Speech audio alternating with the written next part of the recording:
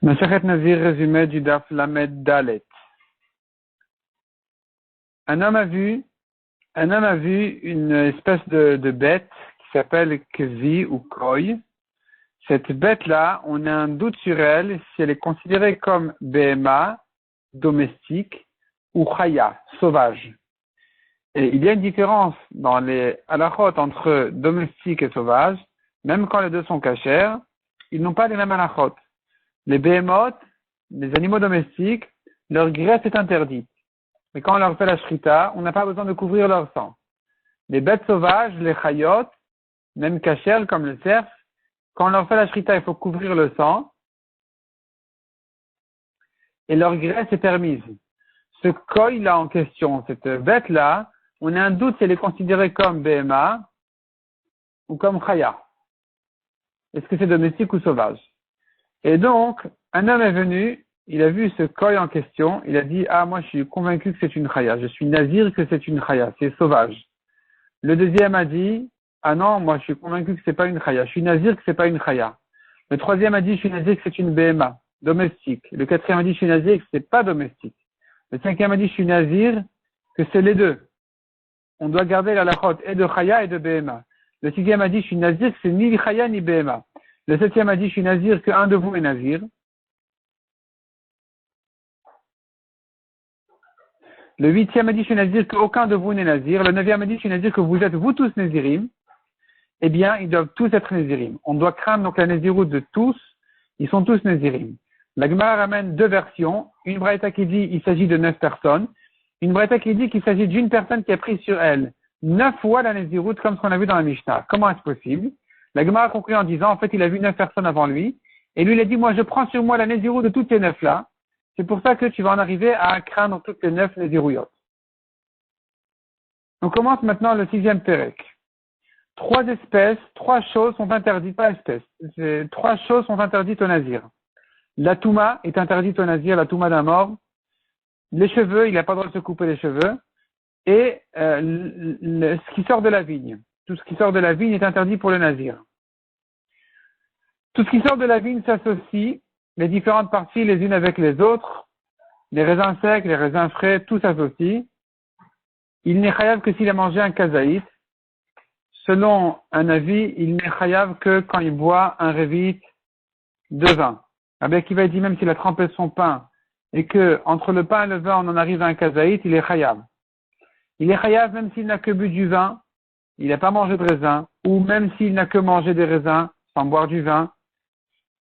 Il est chayav aussi sur les pépins, s'il a mangé un kazaït de pépins, ou bien de peau de raisin, il est chayav aussi. Rabbi Elazar ben Azaria, il dit, il n'est chayav que s'il y avait 2 pépins et une peau. On apprend ça du pasuk, mechartanim ve'adzag. 2 pépins et une peau. La Gemara ramène une marloquette, qu'est-ce qu'on appelle chartanim et zag dans le pasuk? Un c'est le pépin, l'autre c'est la peau, et nous avons une marloquette qui est le pépin, qui est la peau. La Gemara reprend notre Mishnah, on pourrait déduire 2 fois de la Mishnah, de la Recha, de la Sefa, que ce qui sort de la vigne est interdit, ou les raisins sont interdits, mais la vigne elle-même n'est pas interdite. Donc le nazir aurait le droit de manger, par exemple, les feuilles de la vigne ou les parties tendres de la vigne. Si c'est comme ça, notre Mishnah ne pense pas comme Rabbi Elazar qui les a interdits au nazir. La Gemara dit quelle est leur marloquette? C'est une marloquette sur le bracha des psukim. Dans les psukim, nous avons des détails qui sont interdits au nazir, le vin, les raisins, et nous avons un klal, une généralité qui dit tout ce qui sort de la vigne.